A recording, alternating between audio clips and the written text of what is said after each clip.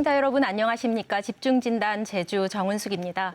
코로나19로 만남과 대화가 끊기면서 노인들의 고립과 우울감이 가중되고 있다는 소식입니다. 이미 제주도 읍면 지역의 다수가 초고령 사회로 진입을 했는데요. 노인 돌봄의 재구성이 필요한 시점입니다. 누구나 노인이 됩니다. 누구나의 문제가 될 수 있는 노인 돌봄의 실태와 과제를 알아보도록 하겠습니다. 오늘 함께 해주실 분들 소개해드리겠습니다. 공선희 제주연구원 고령사회연구센터장 나오셨습니다. 안녕하세요. 제주연구원 고령사회연구센터 공선희라고 합니다. 반갑습니다.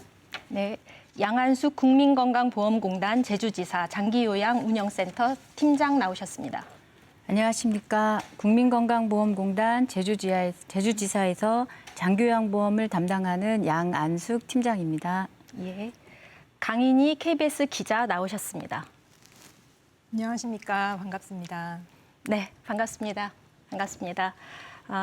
강인희 기자, 지난 5월 한 달 동안 계속해서 도내 노인 돌봄 실태를 취재하셨다고 알고 있는데요. 현장 상황을 먼저 좀 전해주시죠. 네, 사실 5월 한 달 내내 취재하지는 못했습니다. 기간이 짧긴 한데요. 네. 노인 가정 한 10곳 정도를 연락을 하거나 방문을 했었는데 생각했던 것보다는 좀 상황이 좋지 않았습니다. 저희가 만났던 한 80대 할머니는 예전에 코로나 이전에는 경로당을 가거나 이게 사람들을 만나다 보니 활기찬 생활을 하셨다고 하셨는데 네. 집에만 있다 보니까 건망증이 심해지고 또 우울감을 많이 호소를 하셨습니다. 또 다른 또 90대 노인은 치매로 누워서만 지내는 아내를 돌보고 계셨는데요. 역시 밖에서 사람 만날 일이 없다 보니까 기력이 약해지셨고 또 이 배우자의 돌봄 부담까지 온전히 떠안고 계셔서 괴로워하는 모습이 아직도 눈에 선합니다.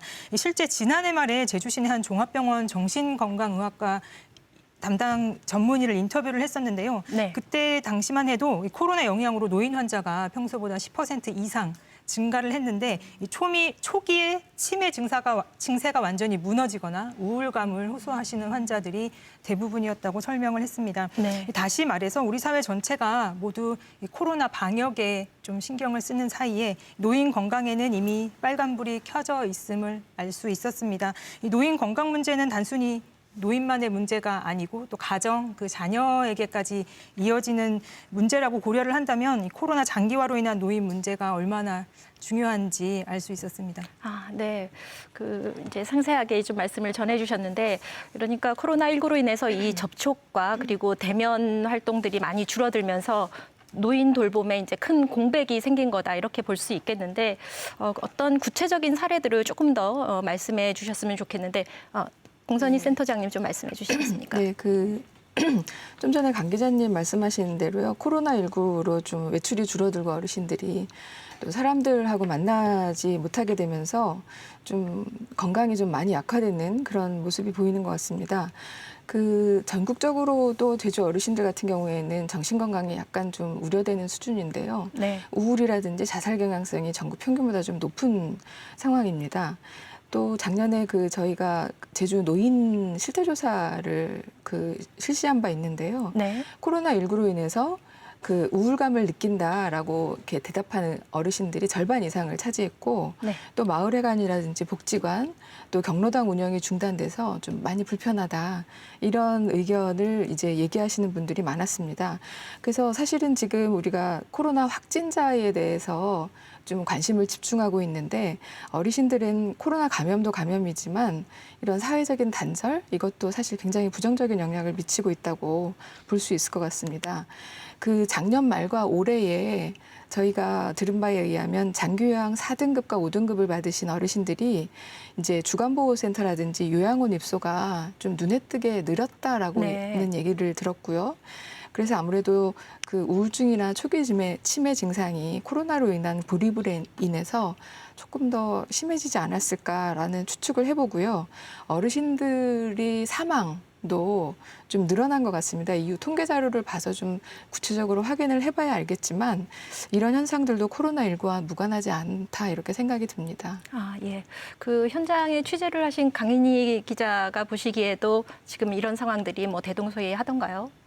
예, 아까 말씀하신 것처럼 제가 현장에서 느낀 노인분들이 가족들이 하시는 말씀이 공통적으로 너무 치매 증세가 심해지거나 우울증을 호소를 안 하던 분들이 호소를 한다라는 네. 목소리가 높았거든요. 그 네. 점에 비춰볼 때 지금 이 공선희 센터장님 말씀하신 것처럼 요양 등급을 받고 주간보호센터에 들어가는 경우가 많아질 수밖에 없었다라는 결론으로 이어지는 것 같습니다. 예, 알겠습니다. 이렇게 여러 가지 좀 심각한 문제들이 이어지고 있는데 또 다른 문제가 그 돌봄이 필요한 노인 인구 비중이 우리 사회에 계속해서 이제 증가하고 있는 것인데요. 그 전망에 따르면 2026년에는 제주도가 초고령 사회에 진입을 한다 이렇게 나와 있더라고요. 센터장님, 그 초고령 사회라는 것이 어떤 의미인가요? 그리고 또 제주 사회의 상황이 어떤지 좀 말씀해 주시죠. 네, 사실 그 인구 고령화는 뭐 비단 제주뿐만 아니라 그 전 세계적으로 우리나라를 네. 포함한 전 세계적으로 지금 굉장히 중요한 그런 그 문제 가운데 하나인데요. 인구 고령화는 65세 이상 노인 인구 비율을 기준으로 고령화 단계, 고령 단계, 초고령 단계 이렇게 3단계로 구분을 합니다. 그래서 65세 이상 어르신 인구가 전체 인구에서 7%가 되게 되면 고령화 단계라고 고령화 사회라고 얘기하고요. 네. 7%에서 14% 정도 되는 사이가 이제 고령 사회 그리고 네. 20%가 되는 게 되면은 이제 초고령 사회라고 이제 얘기를 합니다. 그 전국적으로 지금 우리나라는 노인 인구가 800만을 넘어섰는데요. 그래서 15.7%로 고령 사회 단계에 이미 진입을 했고요. 우리 사회 전체가 그렇다는 그렇죠. 말씀이시죠? 예. 네. 그리고 2025년에는 지금 말씀하셨는데 26년보다 1년 더 당겨져서요. 네. 25년에 20%가 넘어서는 초고령 사회에 도달하게 될 전망입니다.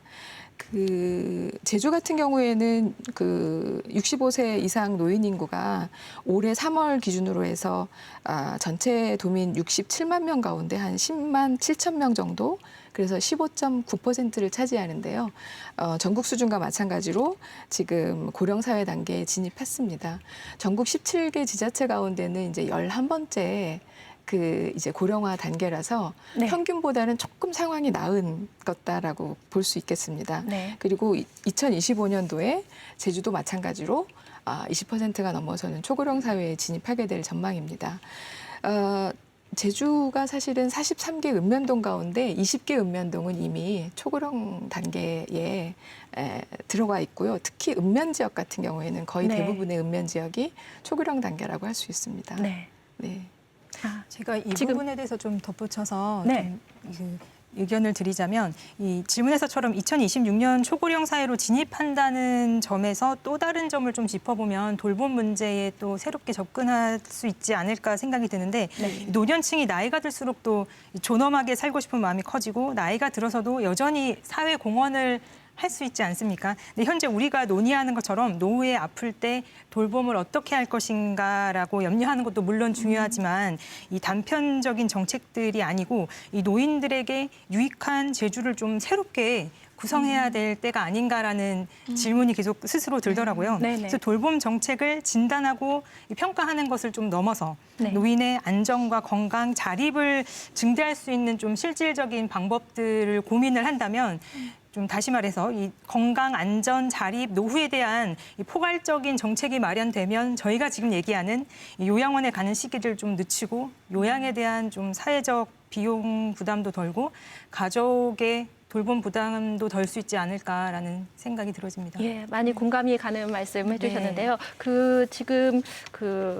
지금 이어서 그 초고령 사회의 진입에 대해서 지금 논의를 좀 하고 있는데요. 초고령 사회가 얼마 남지 않았다. 제주 사회에 뭐 4년 말씀하셨는데 네. 그 초고령 사회로 진입한다는 거 이것이 시사하는 바가 어떤 것인지 그에 대한 좀 해석도 좀 부탁드리겠습니다. 네, 사실 초고령 사회에 대응해서 이제 WHO라든지 뭐 UN이라든지 그런 국제기구 차원에서도 전체 사회 제도의 변화 이런 것을 조금 많이 생각을 하고 있고요.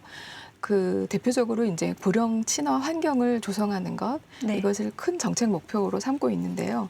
이제 평균 수명이 늘어나게 되면서 지금 100세 시대, 100세 인생 시대도 이야기하지 않습니까? 네. 그래서 이제 노화에 따른 건강 혹은 돌봄 문제, 또 은퇴와 경제활동 중단에 따른 소득 감소 문제, 또 사회적 관계가 좀 축소되는 데서 오는 그런 고립감이라든지 우울, 또 가장 지금 걱정이 많이 되는 부분은 사실 인지력 저하 치매 문제인데요. 네. 이런 것들이 좀 개인적으로든 사회적으로든 좀 우려가 되는 문제 가운데 하나입니다. 예, 그다음에 인구 고령화가 조금 심화되게 되면 노인 인구 자체도 늙는 네. 그래서 75세에서 80세 이상의 후기 노인이라고 하는 그 노인들이 많아지기 때문에 돌봄의 필요성이 좀 많이 증가하는 그런 특징이 나타나고요. 특히 이제 베이비붐 세대가 네. 작년부터 고령층에 진입하기 시작했거든요. 네. 근데 2030년이 되면 베이비붐 세대 또한 75세에 진입하기 시작합니다. 그래서 그분들의 그 돌봄 수요가 급증할 것으로 전망되어서 대책 마련이 시급합니다. 네. 이 부분에 대해서 우리 저희 팀장님. 예. 지금 베이비붐 세대가 노인 인구로 지금 편입이 시작됐습니다. 그래서 네. 앞으로는 연금이나 의료, 요양 등 이제 사회, 경제, 환경 전반에 영향을 미칠 것으로 보고 있습니다. 공단에서는 이제 장교양 수급자의 이런 지속적인 증가가 결국은 장교양 재정 악화를 초래할 것을 미리 예측하고 이제 네. 미래 수급자 대비책도 지금 준비하고 있습니다. 그 아까 강 기자님도 말씀하신 것처럼 그 고위험 대상자에게 건강증진 사업 등 맞춤형 건강관리 서비스를 제공하거나 해서 네. 그 장교양 수급자 진입 속도를 늦추는 방안도 마련되어야 한다고 생각합니다. 네, 이렇게 뭐 많은 부분에서 대비책이 만들어지고는 있는데요. 그 노인 돌봄과 관련한 그 제도와 서비스가 좀 다양하게 있기는 한데 특히 이제 어떤 게 있는지 좀 그 센터장님 간략하게 아주 네. 간략하게 좀 설명해 주시면. 네, 저희 노인복지법에 따라서 정부와 지자체에서 노인복지를 위해서 다양한 그런 정책들을 펼치고 있는데요. 사실 우리나라는 노인들의 빈곤율 이게 이제 평균 44%로 OECD 평균 15%의 한 3배 정도로 높습니다. 네. 빈곤율도 높고 자살률도 높다는 것이 대단히 좀 불행한 사실인데요. 그래서 어르신들의 삶의 질을 보장할 수 있는 공적 지원 제도들이 굉장히 중요합니다. 네. 지금 현재 대표적으로는 하위 소득계층 70%를 대상으로 한 기초연금 제도, 그다음에 노인 일자리 사업들이 있고요. 네. 또 재가 서비스라든지 요양원을 이용할 수 있는 그 오늘 주로 대상인 장기요양보험 제도가 있습니다. 또 치매 안심센터라든지 노인 학대 예방을 위한 노인보호 전문기관이 운영되고 있고요. 또 홀로 사는 어르신들을 위해서 맞춤 돌봄 서비스 등이 지원이 되고 있습니다. 또 경로당이라든지 노인복지관, 노인대학, 노인교실 이런 어떤 여가복지 차원에서의 서비스도 지금 제공되고 있는 상황입니다. 네, 좀 여러 가지를 이렇게 네. 좀 열거를 해주셨습니다. 그 팀장님, 그 국민건강보험공단 제주지사의 이 장기요양 운영센터 이 부분을 담당을 하고 계시잖아요. 네. 그 장기요양보험제도가 우리 사회 노인 돌봄을 위한 아주 대표적인 공적 서비스라고 보면 될 건데요. 도입된 지가 이제 13년, 2008년도에 도입이 됐으니까요. 그 도입 배경과 역할이 좀 어떤 거였습니까? 네. 우선 도입 배경을 보면 지금 고령화 시대가 되면서 노인 인구는 점점 많아지고 있고 네. 그리고 저출산이나 핵가족화 그리고 여성의 경제활동 참여 증가로 인해 그동안은 가족 부담으로 인식되던 이런 장기요양 문제가 더 이상 개인이나 가족의 문제가 아니고 국가나 사회적 책임으로 인식되기 시작했습니다. 이런 사회 환경 변화에 대처하기 위해서 사회보험 방식으로 재원을 마련하여 운영하는 장기요양보험 제도가 도입되게 되었습니다. 우리가 4대 보험이라고 얘기하는 고용보험, 산재보험, 그리고 건강보험, 그 국민연금 이렇게 4대 사회보험에서 장기요양보험 제도가 생겨나면서 이제 5대 사회보험 제도가 되었습니다. 네, 네. 그 장기요양보험 제도는 혼자서 일상생활을 수행하기 어려운 노인 등에게 네. 신체활동이나 가사활동 지원 등의 장기요양 급여를 제공하여 노후의 건강 증진 및 생활 안정과 그리고 가계 비용 및 그 가족의 수발 부담을 덜어줌으로써 가족의 생활이 위태롭게 되는 것을 사회적으로 방지하는 역할을 합니다. 네, 잘 알겠습니다. 지금 말씀해주신 이 그 노인 장기 요양 보험 이 부분에 대해서 저희가 좀 더 집중적으로 좀 논의를 해보려고 하는데요. 질문 하나 드려도 될까요? 예, 말씀하시죠. 아까 센터장님께서도 말씀하셨지만 어쨌든 초고령 사회로 진입하고 있고 제주에 노인 인구수가 많은데 그 공단 제주지사회 같은 경우는 좀 제주 특성에 맞게 뭐 인력이 더 다른 지역보다 많다거나 아니면 이런 정책이 다른 지역보다 좀 다른 제주만의 다른 뭐 제도 같은 게 따로 시행되는 게 있는지 궁금합니다. 예. 그 부분을 조금 메모를 해주시고 장기요양보험에 대해서 좀 그 시청자분들께 설명을 드린 후 메모를 해주시고 나중에 답변을 네, 해주셔도 괜찮겠죠? 예. 이 노인 장기요양보험을 어떤 분들이 지금 이용하고 있는지 그리고 어떤 서비스가 있는지 이걸 먼저 좀 저희 시청자분들께 설명을 드려야 될 것 같습니다. 팀장님 좀 말씀해 주시죠. 장교양 서비스를 어떤 받으시는 분들이 분들이 어떤 이용하고 분들이 또 네. 어떤 서비스를 장교양 급여를 이용하기 위해서는 먼저 우리 국민건강보험공단에 장교양 인정을 받기 위한 신청을 하고 네. 그리고 등급판정위원회의 등급판정 절차를 거쳐서 인정 등급을 받아야 이용할 수 있습니다. 네. 우리가 보통 몸이 안 좋다거나 내가 뭐 질병에 걸렸다 이런 주관적인 기준으로는 판단하지 않습니다. 이러한 질병으로 심신의 기능 상태가 어느 정도 저하가 됐고 그리고 이로 인해서 일상생활을 수행하는데 도움이 얼마나 필요한지를 객관적으로 이제 수치화하여서 등급판정위원회에서 등급을 결정하게 됩니다. 등급을 받기 위해서 장기요양 인정 신청을 하면 우리 공단 직원이 먼저 어르신 댁을 방문해서 신체 기능이나 인지 기능 영역 등 이런 항목들을 조사하고 그리고 추가로 장기요양 의사소견서를 제출하면 등급판정위원회에서는 이 자료를 종합적으로 분석하고 개별적으로 모두 심사를 해서 신청인의 상태와 도움이 어느 만큼 필요한 정도에 따라서 등급을 결정합니다. 네. 장교양 등급은 1등급부터 5등급 그리고 인지지원 등급 이렇게 6개의 등급으로 구분되어 있습니다. 네.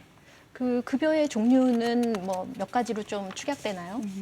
급여 종류는 이제 저희가 이용할 수 있는 급여가 일단 재가급여, 시설급여 그리고 특별 현금급여 이렇게 3가지로 크게 구분해져 있는데 여기서 급여라는 게 저희가 받을 수 있는 서비스를 말하는 도움을 거죠? 예. 이 급여들은 중복하여 이용할 수는 없습니다. 네네. 그리고 우리가 재가급여라고 하는 이런 급여 종류에는 또 이제 방문 요양, 방문 목욕, 방문 간호 그리고 주야간 보호, 단기 보호, 인지활동형 방문 요양이 있고 기타 재가급여로 복지용구가 있습니다. 그리고 보통 우리가 시설급여라고 부르는 24시간 생활하는 그런 시설급여는 노인요양시설, 노인요양 공동생활가정이 있습니다. 그리고 특별 현금급여가 있는데 이거는 이제 우도나 추자도 같이 도서 지역에 장교양 기관이 없어 서비스를 이용할 수 없는 경우에 그 가족이 돌보고 있어서 매달 이제 15만 원씩 지급하는 가족요양비가 있습니다. 네네. 알겠습니다. 이 노인 장기요양보험은 건강보험에 이제 가입하고 있는 사람이면 누구나 이 보험료를 내고 이용할 수 있게 되는 건데 사실상 보험료는 다 내지만 이용자는 좀 제한적이기 때문에 이게 좀 문제가 되고 있는 걸로 아는데 강인지 기자 어떻습니까? 이 부분에 대해서? 예, 이 노인 장기요양보험 이용자들이 많지 않다는 수치만큼이나 좀 현장에서도 느낄 수 있었는데요. 일단 노인분들 중에 노인 장기요양 등급 자체를 모르시는 분이 많더라고요. 지금 네. 팀장님 열심히 현장에서 수고하시고 계시지만 또 현장에서는 또 아쉬운 부분들이 있었는데요. 이 등급을 이미 받은 분들에게 여쭤보면 아예 전혀 몰랐다가 병원에 가서 우연히 알게 됐다든지 또 지인분들을 통해서 아는 경우가 대부분이었고요. 본인이 스스로 이게 무엇이 이런 게 있더라 해서 신청하는 경우는 제가 취재한 곳에서는 찾아볼 수는 없었습니다. 네, 그래서 아직도 제도 자체를 모르시는 경우가 많다는 것은 우리가 앞으로 뭘 어떻게 해야 될지를 보여주는 좀 대목이기도 하고요. 네. 이와 연계해서 좀 신청이나 이용에 있어서 문제점이 좀 크게 2가지로 제 눈에는 보였는데요. 네. 첫 번째 신청과 관련해서 어르신들이 신청 자체가 되게 어려웠다라고 이구동성으로 말씀들을 하셨습니다. 인터넷을 통하거나 또 팩스를 통해서 신청은 가능하지만 이용 접근이 사실 어르신들한테는 쉽지 않고요. 또 가정 요양을 신청했다가 이제 시설로 가기 위해서 등급을 바꾸는 경우에는 또 수기로 뭔가를 서류를 작성해야 해서 네. 너무 어려웠다, 신청 절차가 까다로웠다라는 현장의 목소리가 있었고요. 또한 90대 할아버지는 생전에 이렇게 어려운 신청은 처음이었다라고 혀를 내두를 정도였습니다. 네. 또 두 번째 이용과 관련한 어려움이었는데 또 한 노인분은 이 등급 신청을 뒤늦게 하기도 하셨지만 이 신청 후에 등급이 나오는 기간이 한 15일 정도 걸린다고 하는데 이 사이에 또 돌아가셔서 전혀 서비스를 네. 이용하지 못한 경우도 있었다라고 한 사회복지사께서 말씀을 하셨고요. 암이나 고관절 등으로 입원을 했다가 이 퇴원을 한 경우에는 최소 한 3개월에서 6개월 안에는 또 등급을 주지 않는다고 하더라고요. 정작 필요할 때는 이 등급을 이용하지 못하는 맹점들이 있다고 현장에서는 또 말씀들이 있었습니다. 정리하자면 이용을 좀 늘리기 위해서 네. 노인 요양 등급을 알리는 적극적인 홍보가 너무너무 절실하고요. 요양 등급 신청 때 이 대행하는 서비스가 있으면 얼마나 어르신들이 편할까라는 생각을 해봤습니다. 네, 맞닥뜨리는 어려움과 실제 그리고 거기에 대한 이제 어떤 제안까지도 좀 해주셨는데 대행 서비스라던가 지금 센터장님 지금 이런 말씀 들으시고 어떤 의견 있으십니까? 정말 너무 공감이 많이 되는 이야기고 네. 어르신들이 사실은 문서 작업을 하는 걸 굉장히 어려워하십니다. 네. 그래서 신청하는 과정이 굉장히 어렵겠구나 이런 생각 다시 한번 들었고요. 지금 이용자들이 사실은 지금 전체적으로 보자면은 노인 인구의 한 9.7% 정도가 장기요양보험 인정을 받고 있고요. 네. 그다음에 정부에서는 2025년까지 이제 이 비율을 한 11% 이상으로 올리겠다. 이래서 정부에서도 현재 서비스 수준을 좀 올려야 되지 않나 이렇게 생각하고 있는 걸로 보입니다. 네. 저희 제주 같은 경우에도 전국 수준하고 크게 낮지는 않지만 현재 거의 유사한 수준으로 되고 있다고 이야기하고 나중에 다시 말씀을 드리도록 하겠습니다. 사실은 장기요양보험 같은 경우에는 지금 전통적으로 자녀라든지 집에서 어르신들 돌봄을 하던 역할을 노인 가구가 증가하고 또 자녀 돌봄, 그러니까 노인 돌봄에 대한 어떤 가치관 이런 것들이 전체적으로 변화하기 시작하면서 더 이상 가족이 노부모를 부양하는 역할을 하기 어렵고 네. 그래서 가족과 국가와 사회가 공동으로 이 돌봄을 사회화하는 그런 역할을 하기 위해서 지금 장기요양보험 제도를 2008년도에 시행한 것입니다. 그런데 계속적으로 이제 제기되는 것이 보장의 범위라든지 네. 대상을 조금 더 충분하게 넓혀가는 것, 그것이 과제로 제기되고 있다고 이렇게 볼 수 있습니다. 네, 그러니까 지금 돌봄을 필요로 하는 네. 노인 인구 대비 네. 아직은 네. 커버리지가 네. 대상을 커버하는 범위가 낮다 이런 말씀이시죠? 네, 네. 알겠습니다.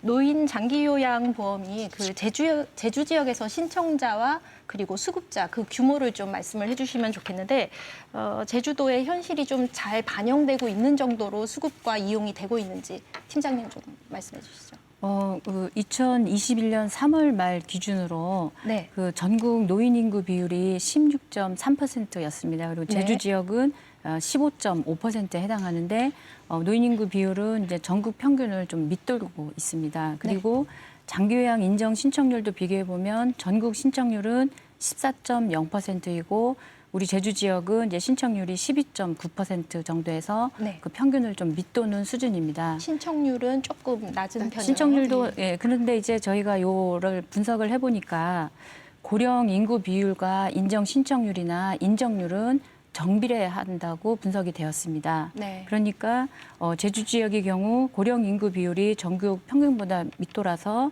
마찬가지로 신청률이나 인정률이 내려가기는 했습니다. 근데 우리 공단에서는 그렇지만 이제 계속해서 지금 제도 홍보를 하고 이제 사각지대를 해소하기 위해서 수혜 대상자 확대를 위해 노력하겠습니다.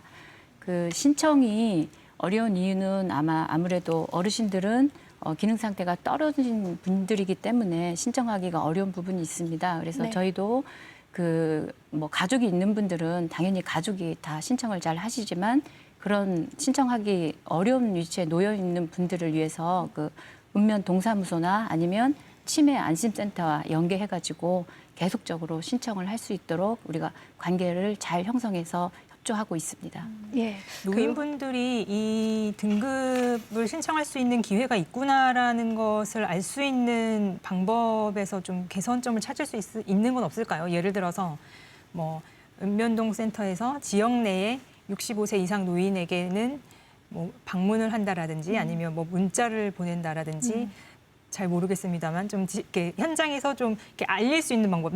노인 스스로 이런 게 있나 이런 정책이 있더라 해서 찾아가는 거는 사실 어렵다는 게 현실에서 나왔으니 네. 그러면 이렇게 물어물어 아는 것보다 이왕 홍보를 하려면 좀 어떤 더 적극적인 방법은 없을까라는 좀 고민이 들어지긴 하더라고요. 네, 저희가 이제 홍보를 위해서 뭐 제도 초기부터 이제 계속해서 경로당이나 노인회를 일일이 직접 다 방문을 해서 이런 장기요양 보험 제도가 이렇게 있습니다. 다 안내를 했었어요. 그리고 65세 진입하시는 어르신들에게 이제 장기요양 보험 제도가 이렇게 있습니다. 우편물 다 보내드리고 그리고 치매 국가 책임자가 2018년도부터 시작할 때는 그 치매 진단을 받으시는 어르신들에게 장기요양 보험 제도가 있습니다. 해서 서한문을 다 보내드렸거든요. 네. 그런데 이제 그런 우편물을 보내도 어르신들은 사실 잘 읽지 않으시는 경우도 있고 해서 네. 생각보다 또 그런 홍보 효과가 필요하신 분들은 정확히 하는데 좀 약했던 것 같습니다. 근데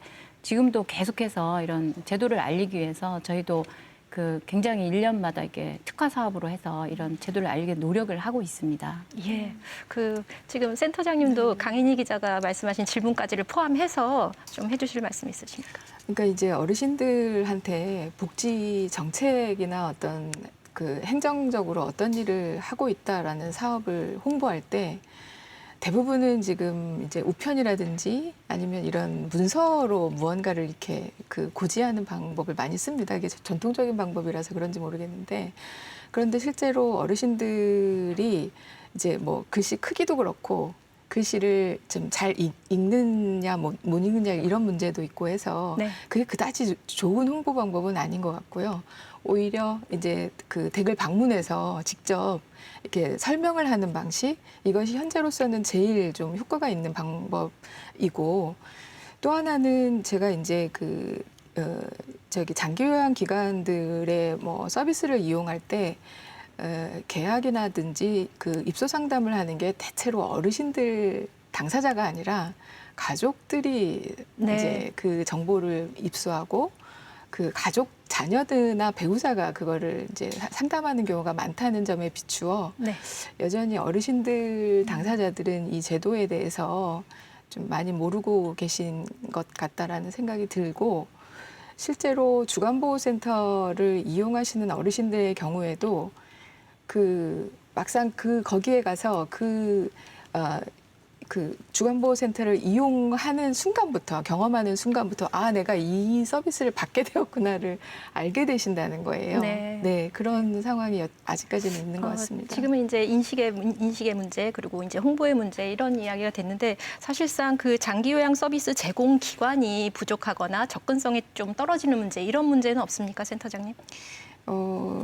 지금 사실은 전국 평균에 비해서 네. 제주 어르신들이 장기요양 서비스를 신청하고 있는 비율이 뭐 그렇게 낮지는 않습니다. 현재.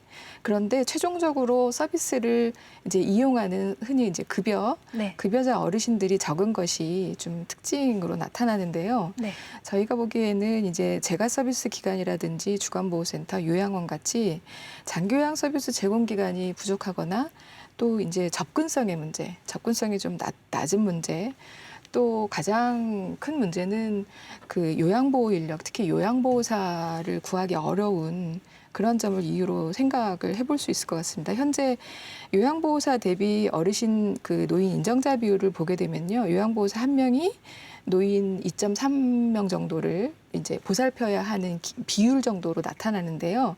이게 17개 지자체 가운데 세종시를 제외하고 제주가 제일 높은 비율입니다. 네. 다시 말해서 요양보호 인력이 그만큼 부족하다 이렇게 말씀드릴 수 있고요. 특히 이제 장기요양 기관이 동지역에 많이 집중되어 있습니다.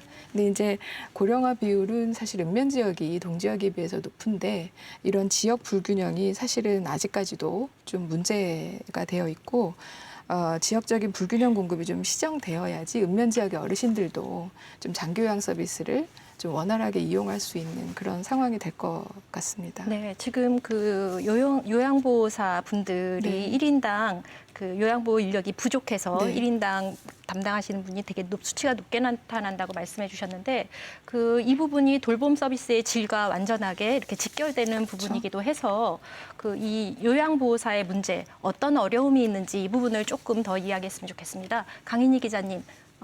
어떻게 현장에서 보시기에 어땠습니까? 네, 제가 7년 전에 이 폭언이나 폭설 또 성추행 등으로 현장에서 어려움을 호소하는 요양보호사들을 취재를 했었는데요. 네. 이게 현장이 이번에 취재해도 크게 달라진 게 없더라고요. 그래서 참 인식이 바뀌는 게 쉽지 않구나라는 점을 다시 한번 느꼈고 네. 또 저희의 역할이 또 그만큼 중요하다는 반증이기도 했습니다.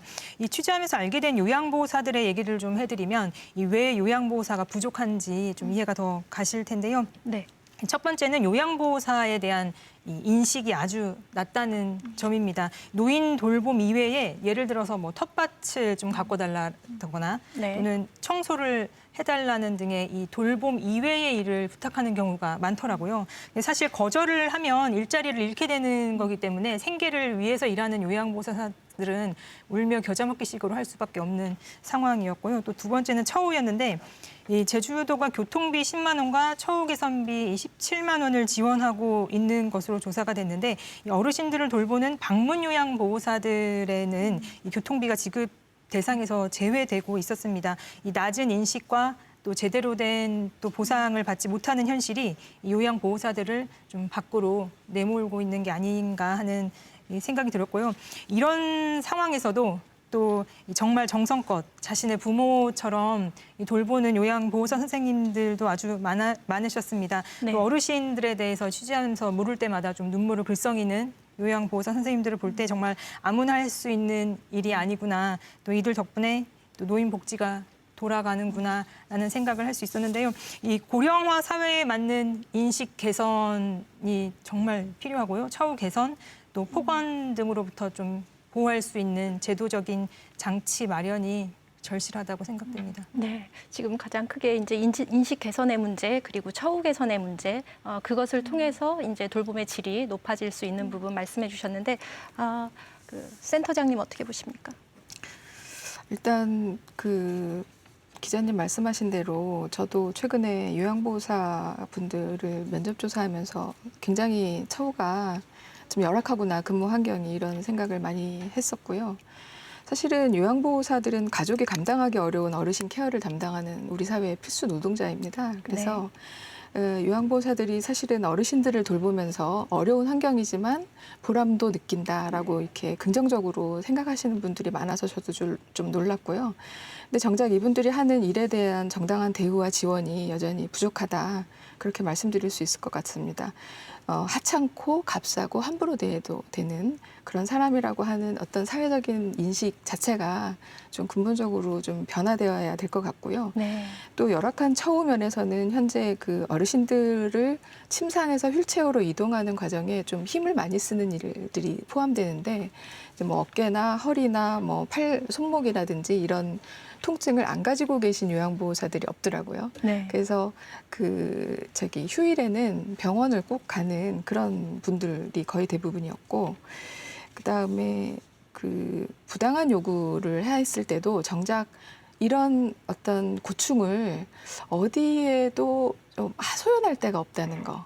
그러니까 이제 내가 이 문제를 어디에 가면 어떻게 해결할 수 있겠다라고 하는 곳이 있으면 그래도 문제 해결의 가능성이 있는데 현재로서는 그냥 본인 개인의 요양보호사 개인의 문제로 참고 감내해야 될 수밖에 없는 상황이라는 것이 가장 좀 답답하게 제가 느꼈고요. 네.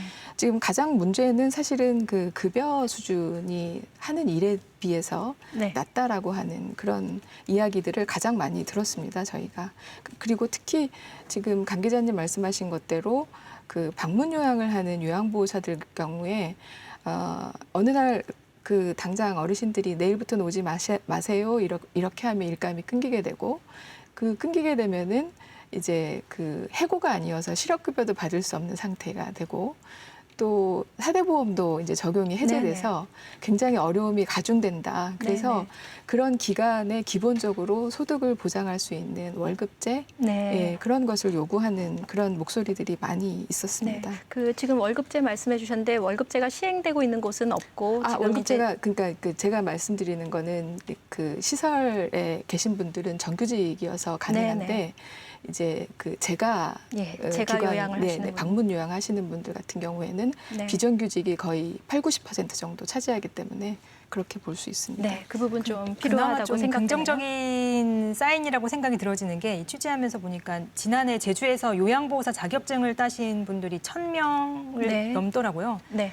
이 말은 뒤집어서 생각해 보면 지원이나 이게 뭔가 근무할 수 있는 여건이 만들어진다면 이분들을 활용할 수 있는 인프라는 가득하다. 네네. 근데 지금 현장이 그렇지 않다 보니 너무 아쉬운 건데 핵심은 1,000명 가량 처우가 정도가 좀 많이 매년 개선돼야 되는 것 같습니다. 자격증을 예. 따는 거는 긍정적인 메시지라고 봅니다. 예, 알겠습니다. 이제 이 노인 장기요양보험의 그 만족도 부분과 이제 과제들을 좀 짚어보려고 하는데요.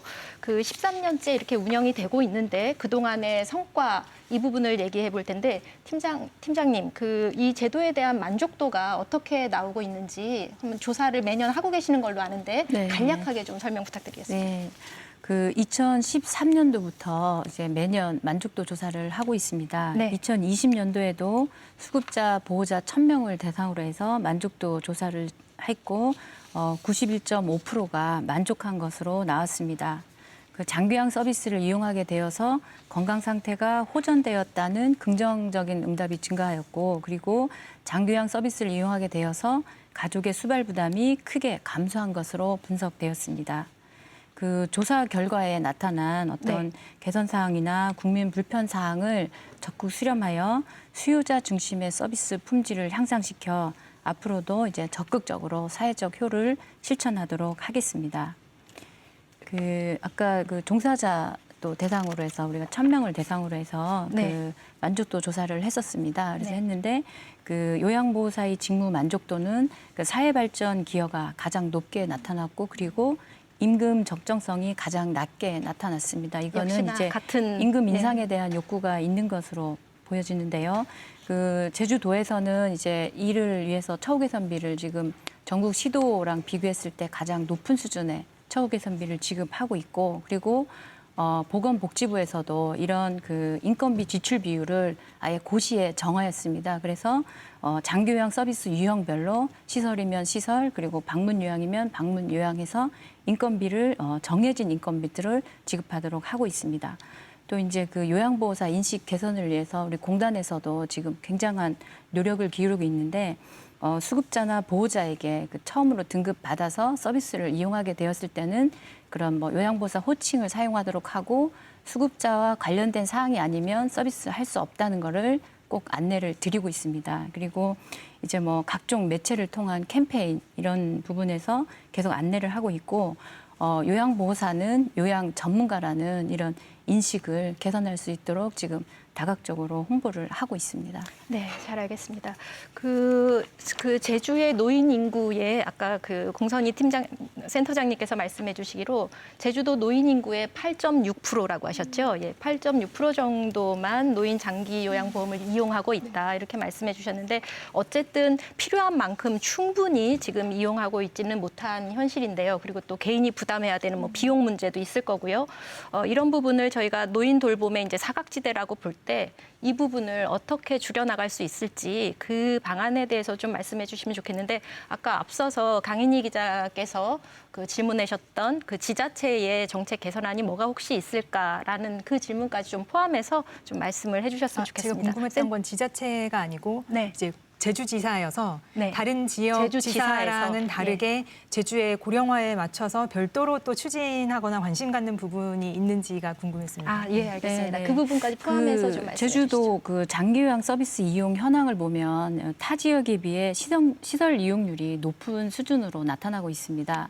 그래서 저희가 이거를 이제 왜 그럴까를 좀 분석을 해보니, 그 전국 평균과 비교했을 때 일단 1에서 3등급의 이런 중증 수급자가 다른 평균과 비해서 좀 높은 비율이고, 그리고 시설 인프라가 타 시도에 비해서 높은 편입니다. 그 전국 시설 인프라는 22.7%인데 비해서 우리 제주는 이제 31.1% 정도 이제 높은 인프라를 보이고 있습니다. 그래서 이제 우리는 이제 공단에서는 수급자와 보호자들에게 그 최초 서비스를 이용할 때 그 제가 서비스를 우선적으로 이용해 볼 수 있도록 장기요양기관 현황 안내도 이렇게 적극적으로 드리면서 이 접근성을 좀 높이게 해서 시설 입소를 위해 대기한 현상도 좀 줄일 수 있도록 이렇게 노력하고 있습니다. 네. 전국 평균 수준보다 높아서 32.2%라고 하는 인프라 말씀하셨는데 그 인프라가 예를 들면 구체적으로 뭡니까, 팀장님? 그 시설 요양원으로 불리는 시설급여 인프라가 시설 기관 수가 전국에 비해서 저희가 31.1%가 높습니다. 기관의 수가 네, 많다는 말씀이시군요. 22.7%, 31.1%에서 저희가 8.4%가 좀 전국 평균보다 시설이 좀 많은 상황입니다. 네, 네. 네. 그리고 특히 생각할 때 이제 제주 지역 특색상 이제 우리 어르신들이 다른 타 시도에 비해서 그 생활 자립력이 굉장히 강하다고들 하지 않습니까? 그러다 보니까 4등급, 5등급이 되실 수 있는 분들은 아무래도 이제 뭐 혼자 생활하겠다 이렇게 하시면서 결국 한 3등급 정도 되었을 때 등급 내에 진입하는 그런 현상을 좀 보여주고 있습니다. 예. 그래서 이런 부분들을 저희가 일단은 적극적으로 알리고 제가 서비스를 통해서 도움을 받도록 이렇게 홍보를 하고 있습니다. 네, 지금 그 제주의 어르신들께서 그렇게 자립하려는 그런 의지는 되게 좋은데 대신에 그 예방이라는 차원에서는 조금 어려움도 있을 거라는 생각이 듭니다.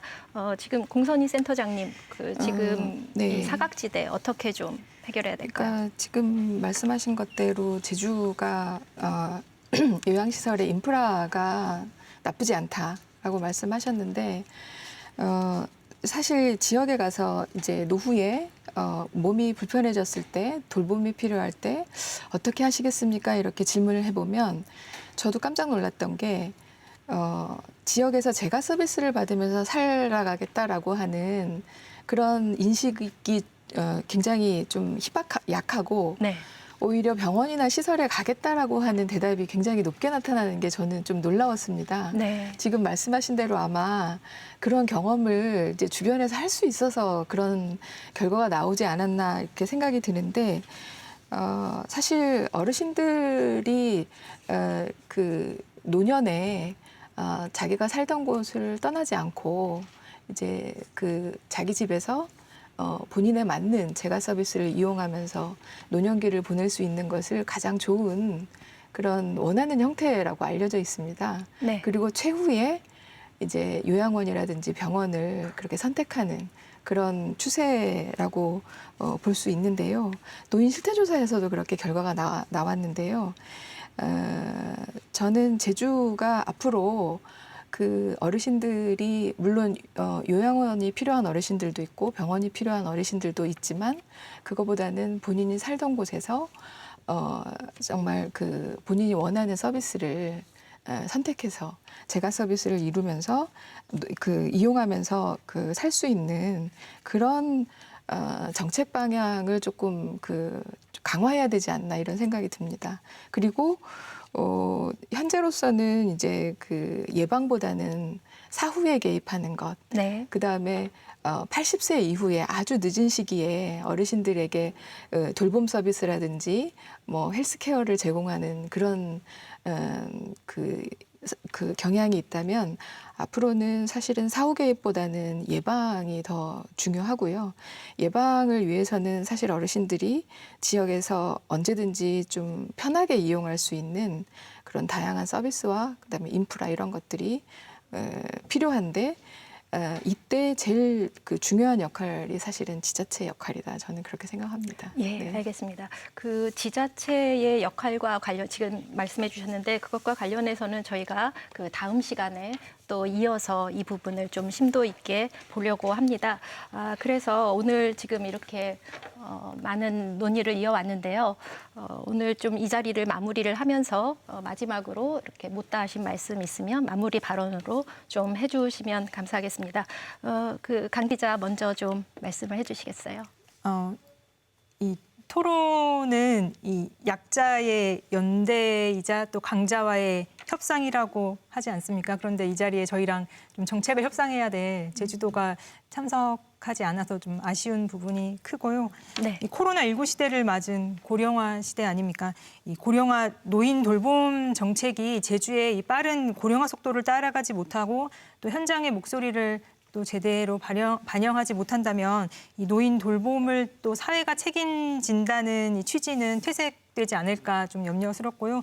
또 그만큼 사회적 비용도 많이 들지 않겠습니까? 네. 근데 중요한 게 또 이게 누구 하나의 노력으로 되지 않는 일이기 때문에 또 이번 시간을 좀 출발선 삼아서 노인이나 가족 또 서비스 제공자 또 제주도 모두 머리를 맞대야 할 것 같습니다. 또 저도 역할이 그만큼 중요하다고 생각이 들어지는데요. 이 정책의 추진 과정, 또 아까 공선희 센터장님 말씀하신 것처럼 뭐 요양보호사 실태 조사도 있었고 양한숙 팀장님 말씀처럼 매년 뭔가 이 서비스 만족도 조사를 하고 있는데 이게 그냥 조사로만 그치면 너무 아쉽지 않습니까?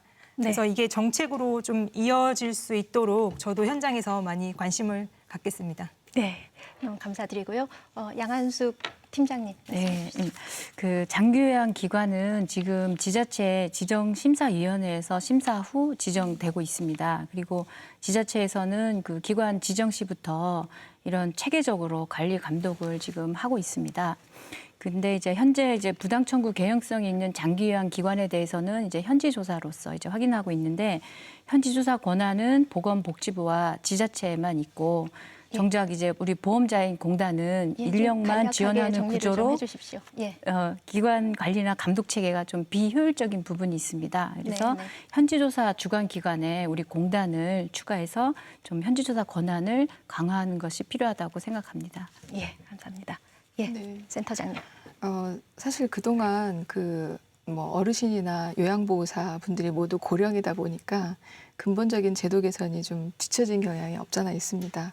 오늘 이 토론회를 기점으로 해서 노인 돌봄과 요양보호 일에 대한 어떤 그 사회적인 관심이 좀 커지고 또 인식 개선이 이루어지는 그런 계기가 돼서 사실 요양보호사분들이 좀 적정한 그런 대가를 받고 좀 만족스럽게 일할 수 있는 환경이 이루어질 수 있도록 좀 제도 개선이 빨리 이루어졌으면 좋겠습니다. 네, 잘 알겠습니다. 오늘 이렇게 함께해 주셔서 너무 감사드립니다.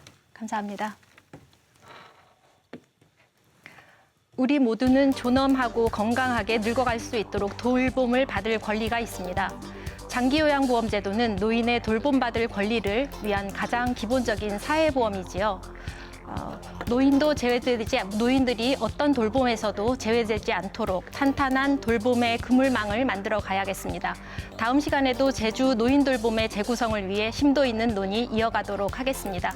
시청해주신 여러분 감사드립니다.